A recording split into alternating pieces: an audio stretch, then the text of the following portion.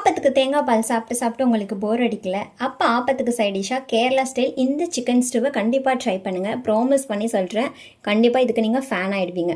அதுக்கு ஒரு சட்டியில் மீடியம் சைஸ் கட் பண்ண சிக்கன், நீளமாக கட் பண்ண இஞ்சி, பூண்டு, ஒரு வெங்காயம், 2 பச்சை மிளகா, 1 கேரட், 1 உருளைக்கிழங்கு, 1 ஸ்பூன் உப்பு, 2 டீஸ்பூன் தேங்காய் எண்ணெய், இதை நல்லா மிக்ஸ் பண்ணி விட்டுட்டு 1 டம்ளர் தண்ணி சேர்த்து சிக்கனை வேக வச்சு எடுத்துக்கோங்க.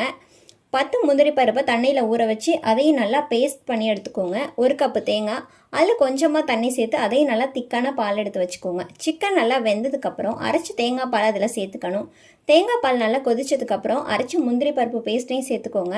1 ஸ்பூன் உப்பு, 1 ஸ்பூன் கரம் மசாலா, 1 ஸ்பூன் மிளகுத்தூள், இதை நல்லா 5 நிமிஷம் கொதிக்க வச்சுட்டு இறக்குறப்ப கருவேப்பிலை சேர்த்து இறக்கிக்கோங்க. தாளிப்புக்கு நெய் இல்லைனா எண்ணெயில் கொஞ்சமாக வெங்காயம் போட்டு கோல்டன் ப்ரௌன் ஆகிற அளவுக்கு வறுத்துக்கணும்.